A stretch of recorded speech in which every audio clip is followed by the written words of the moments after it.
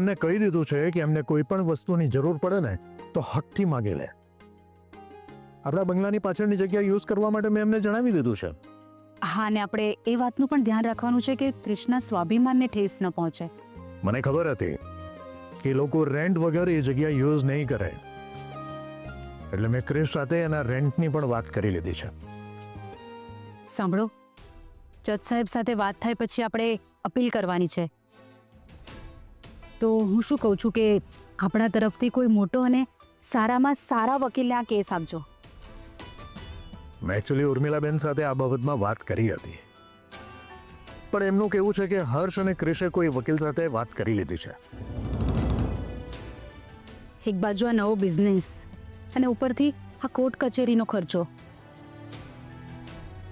ખબર નહીં ક્રિશ આ બધું મેનેજ કેવી રીતે કરશે. અને ઉર્મિલાબેન આપણી પાસે ક્યારેય પૈસા નહીં માગે એ વાતની મને જાણ છે. એટલે મેં નક્કી કરી લીધું છે રશ્મિ કે હું એમને ઇનડાયરેક્ટલી હેલ્પ કરીશ, અને એની પણ મેં વ્યવસ્થા કરી લીધી છે. એટલે હું કંઈ સમજી નહીં. બહુ જલ્દી તને સમજાઈ જશે, અને જ્યારે તને સમજાશે ને ત્યારે તું ખૂબ ખુશ થશે. તમારી વાત તો સાચી છે શૌર્યભાઈ, પણ રાજેશ અંકલને ને હર્ષભાઈને જે મારા વિશે ગેરસમજ થઈ છે એ કઈ રીતે દૂર થશે મને તો એ નથી સમજાતું. તમે એની ચિંતા ના કરો, એનો રસ્તો છે મારી પાસે. અરે ગાડી ઊભી રાખ.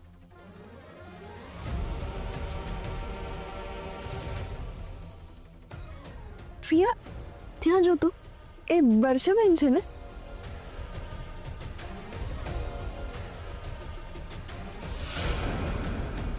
હા, તારા ઘરમાં છે ને પેલો શૌર્ય, એને રેડિયો મૂક્યો ને એવું લાગે છે. એ બધી જ વાતો અહીંયા સુધી પહોંચાડતો લાગે છે. હા, એ દિવસે એક્સિડન્ટ વાળી જગ્યા પર પણ પહોંચી ગઈ હતી. એ તો ગમે તેમ કરીને પપ્પાની સામે મેં કેટલા નાટક કર્યા પછી એને ઘરે બોલાવી. તો એ દિવસે બધું બહાર આવી જાત. કિયારા, તું શ્યોર છે ને કે પેલો પોલીસ અને ડોક્ટર એનું મોઢું નહીં ખોલે? ફિયા, તો બહુ ટેન્શન લે છે. પ્લીઝ હવે આ વાત ના કરીશ. ઓકે. સાંભળો વર્ષાબેન, તમે હવે જલ્દી ઘરે પહોંચો, નહીં તો એ લોકો તમને નક્કામાં સવાલો કરશે. હા, તમારી વાત સાચી છે.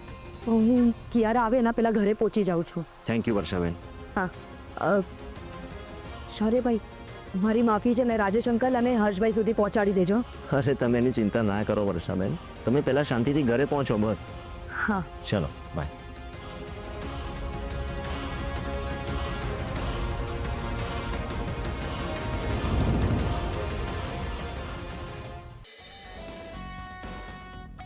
ફિયા, મને એવું લાગે છે કે વર્ષાબેન પાસે કોઈક એવી ઇન્ફોર્મેશન તો છે જે આપણા માટે ડેન્જરસ સાબિત થઈ શકે છે. તો આપણે એ જાણવું પડશે કે વર્ષા એવી કઈ વાત જાણે છે. તું ચિંતા ના કરીશ, હું કંઈક કરું છું.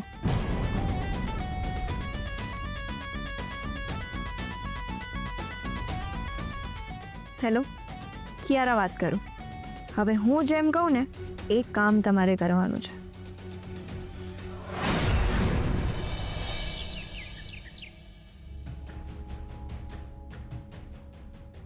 વર્ષા, શાકભાજી લઈને આવતા આટલો બધો સમય લાગે?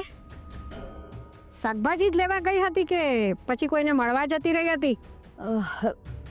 અરે બા, બિરયાની બનાવવાની છે ને, તો બિરયાનીમાં તો કેટલા બધા શાકભાજી જોઈએ, અને બધા શાકભાજી એક જગ્યાએ થોડી ના મળે, અલગ અલગ જગ્યાએ જવું પડે ને, એટલા માટે થોડી વાર લાગી. સારું, જા હવે જઈને ફટાફટ બધું બનાવવા માંડ. હું મંદિરે જઈને આવું છું. હા, બાની બધી જ ખબર પડી જાય ની.